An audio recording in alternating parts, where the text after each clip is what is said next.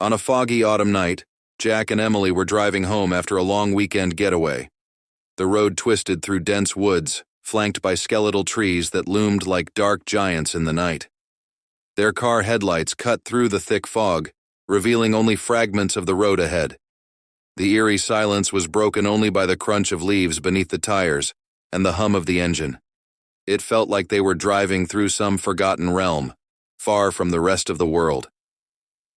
"Did you hear that?" Emily asked, glancing at Jack. Jack shrugged. "It's probably just the wind." But he felt uneasy, too. As they rounded a bend, something caught their attention. A figure on the side of the road. A woman stood there, dressed in a tattered white gown, her face obscured by a veil of dark hair. She was motionless, and her skin was ghostly pale under the moonlight. Jack slowed down, feeling compelled to stop. "Maybe she needs help," he murmured, his voice uncertain. "Jack, don't," Emily whispered, clutching his arm. "This is creepy. We should just go." But Jack ignored her and rolled down his window. "Ma'am, are you okay? Do you need a ride?" he called out. The woman lifted her head slightly, and for a brief moment, Jack caught a glimpse of her eyes. Black, hollow, and void of any light. She stared right through him, as though she could see something beyond the car, beyond the present moment. Her gaze felt icy, like it was draining the warmth from his body. Then she spoke, her voice barely a whisper. "Please, take me home." Before Emily could protest, Jack nodded, and the woman climbed into the back seat. As she settled in, a chill filled the car.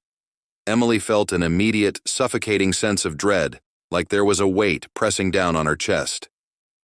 "Where do you live?" Jack asked, glancing at her in the rearview mirror. But the woman didn't respond. She just stared blankly at the road ahead, her fingers tightly clutching the edge of her dress. Jack exchanged an uneasy look with Emily, who was now visibly tense, eyes fixed forward. They continued driving in silence, the woman's presence casting a cold shadow over the car. The fog seemed to thicken, swallowing up the road, and soon Jack found himself disoriented. The road they now stretched endlessly, with no turnoffs or landmarks. They were trapped in an unending loop of misty road and leafless trees. "Where are we?"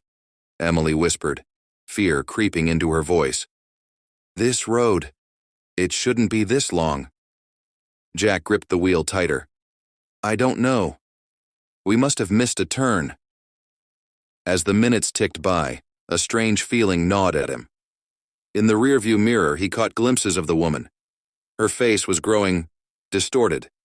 Her eyes seemed to sink deeper into her skull, and her skin was becoming gray, mottled with dark patches. And then, in a voice that was barely recognizable, she whispered, "You shouldn't have stopped." The words sent a shiver down his spine. Suddenly, the engine began to sputter. The lights flickered, and the car slowed to a crawl. Panic seized Jack as he tried to accelerate, but the car rolled to a stop. "Jack," Emily whimpered, her hand gripping his arm like a vice. "She's changing." They both turned around, and what they saw made their blood run cold. The woman's face was twisted, hollow-eyed and gaunt, her mouth twisted into a wide, unnatural grin. Her skin was peeling, revealing raw, rotting flesh beneath. She leaned forward, her gaze burning into theirs, her grin widening. "I've been waiting for someone to take me home," she rasped, her voice echoing as if from a great distance. "It's been so long." Jack fumbled for the door handle, his mind screaming at him to get out of the car.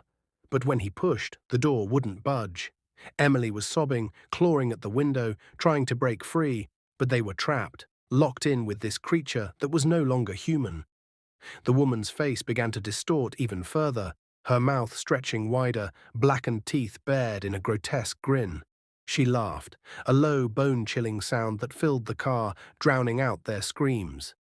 And then, darkness. The next morning, a state trooper found their abandoned car on a lonely stretch of road. The windows were fogged up, and a strange musty smell filled the air. Inside, he found no trace of Jack or Emily, just an old tattered dress on the back seat, and a note scrawled in shaky handwriting on the dashboard, "Beware the woman on the road. She waits for those who are willing to stop. The trooper looked around, but the road was empty, and the trees stood silent as if guarding a secret they'd never reveal. He shivered, turned, and left, never realizing that somewhere in the fog, a figure stood waiting, still hoping for someone to take her home.